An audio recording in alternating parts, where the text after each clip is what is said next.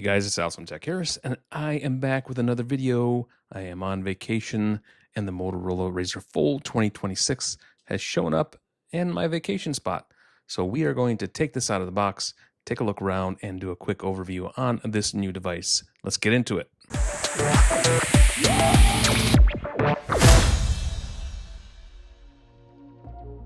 All right, I have to apologize for the quality of the video. As a matter of fact, not even the quality, but the look of the video. It was very overcast today where I'm at, so it is what it is. Let's just get into this standard packaging here.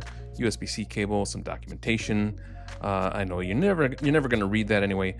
You do get a SIM tool inside, and you don't get a charging brick for an $1,899 phone, but that is par for the course for most phones these days. I have the lily white version here. There's also a Pantone black and blue version, which is darker, of course. The Pantone black and blue has a deeper, quiet kind of design to it. Doesn't look like it's, it's not screaming out or anything. This lily white's a little bit more out there. It has a textured back on the back of the phone, which I kind of like. It kind of feels like leather, and it's not too bad.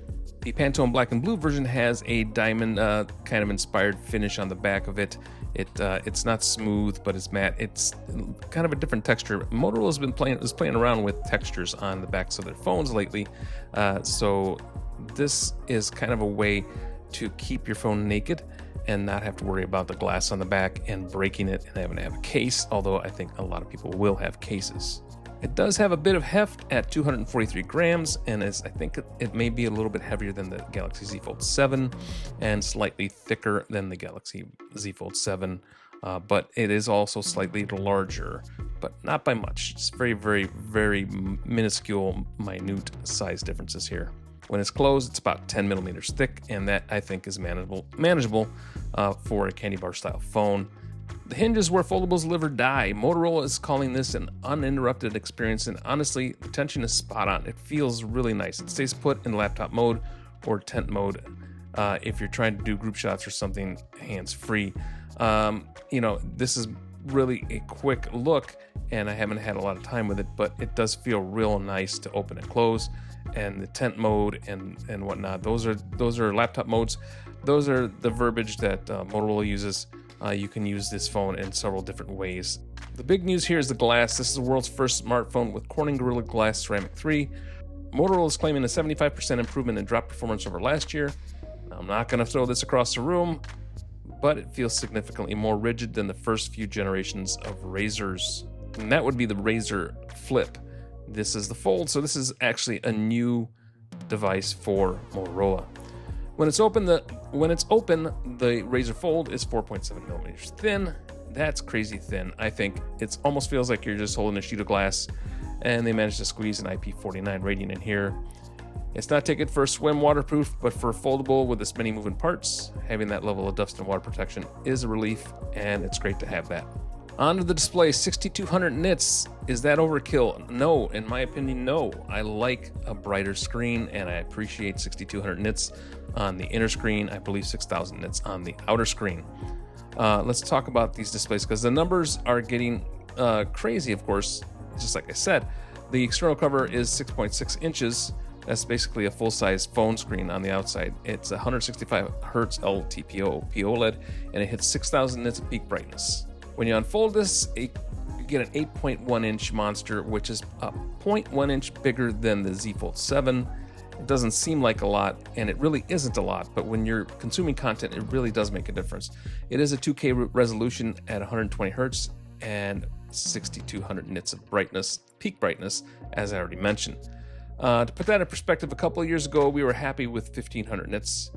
So do you need 6200 nits? Maybe most people don't, but I like it. I like having a brighter screen. I often use my phones in brighter areas, so it's nice to have that peak brightness and be able to have a display that can handle the brightness of an outdoor setting, and this will definitely do that. Colors are Pantone validated, so they look natural. They're not oversaturated. It doesn't seem that way anyway, like some of the other brands like Samsung go for. The crease, it's still there. If you're looking for it with a flashlight at a 45-degree angle, but in daily use, it's almost invisible. The crease is a thing that I think most people, I mean, a lot of people doing foldables have been concentrating on. I don't really care. I have the Z Fold 7. The crease doesn't bother me. It's there. I only see it when the screen is very dark, and it doesn't. And when I'm looking at it head on, it doesn't. I don't see it at all, and it doesn't bother me. So the Razr Fold 2026, though, it does look like Motorola has improved the display. The crease is definitely less noticeable than on the Z Fold 7. Under the hood, we're looking at the Snapdragon 8 Gen 5. It's fast, everything's snappy as you expect for a 2026 flagship. You have 16 gigs of LPDDR5X RAM, and you can boost that with another 16 of virtual RAM if you're doing some serious gaming or heavy lifting. That storage capacity and RAM is actually better than what you get on the Z Fold 7 as far as the entry-level Z Fold 7. And this is going to cost you $100 less. So you're getting 512 of storage and 16 gigs of RAM on this phone compared to the entry-level Z Fold 7, which I believe is 256 and 12 gigs of RAM. But the real story isn't the processor here, it's the battery. Most foldables are usually hitting 4,500 or maybe 5,000 milliamp hour batteries because they have to split the cells. Motorola is using silicon carbon technology to cram 6,000 milliamp hours into this 4.7 millimeter frame, and that is amazing. I am all for silicon carbon technology. That is something that a lot of Chinese phones are using right now, and we're hoping that we'll see Samsung and some of the other mainstream makers here in the States start using these batteries, because I think they're fantastic. You can cram a big battery into a smaller frame, and that's exactly what Motorola did. And when you run low on power, it supports 80 watt turbo wired charging. They claim 12 hours of power in 10 minutes. And we'll check it out. We'll have the full review up at Techaeris.com, and we'll see if that holds up.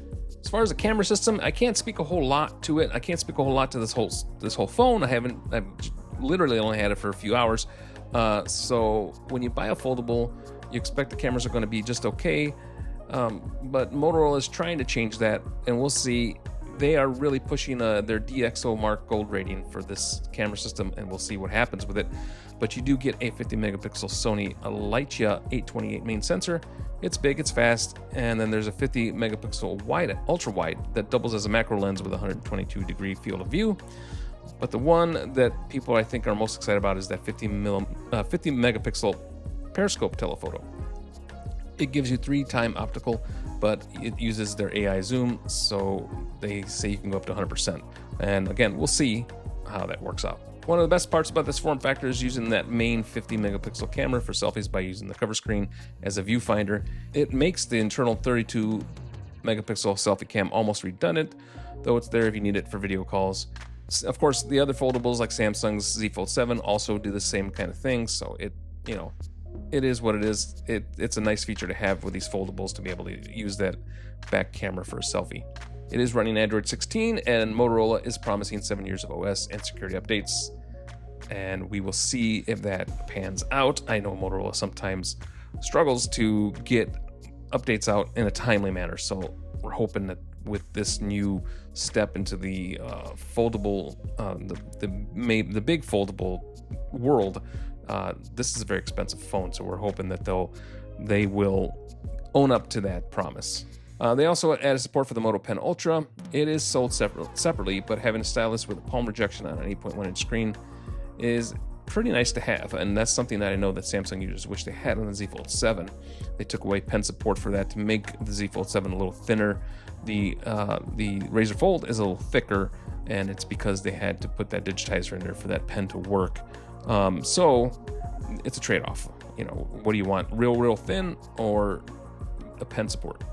I think that it's not that much thicker than the Z Fold 7, so it's not that big of a deal, and it's nice to have that pen capability if you want it. So my first impressions, Motorola didn't just make a phone that folds, they made a flagship that happens to fold. The 6,000 milliamp hour battery and the Gorilla Glass Ceramic 3 are the stars of the show here, I think. Of course, this is not the only option. You still got the Google Pixel Fold, the Samsung Z Fold, and Apple's coming out with their Fold, and Huawei has folds, Oppo has folds. Everybody has a fold now. Honor has a fold. Vivo has a Fold, but Motorola is one of the major US brands that is now out there competing with Samsung and soon to be Apple. So we'll see how that all works out for them. Hopefully, I mean, we're rooting for them because we need to have more competition in this niche here. All right, I will be taking this out and testing it as I go for a few weeks here. I have a full review over on Techaeris.com, and we will have that all written up hopefully within the next 2, 3, 4 weeks or so. Got a lot of stuff I'm doing right now. Currently on vacation. I still have another week of vacation, so I'm trying not to work too hard. So thanks for watching this video. If you have any questions about the Razr Fold, drop them in the comments below. I'll try to answer what I can. You know, expect delays in answering because again, I am on vacation trying to get as much as I can done here right now for work, but also trying to enjoy myself a little bit. So hopefully I can do that here tonight. All right, guys, thanks for watching this video. Thanks for hanging in there with me. Please remember to like the video, make sure you're subscribed, make sure you hit the notification bell, drop those comments below. And I'm gonna get back on vacation because that's what I'm here for. But you guys, please take care of yourselves, take care of each other, and we will talk to you on the other side.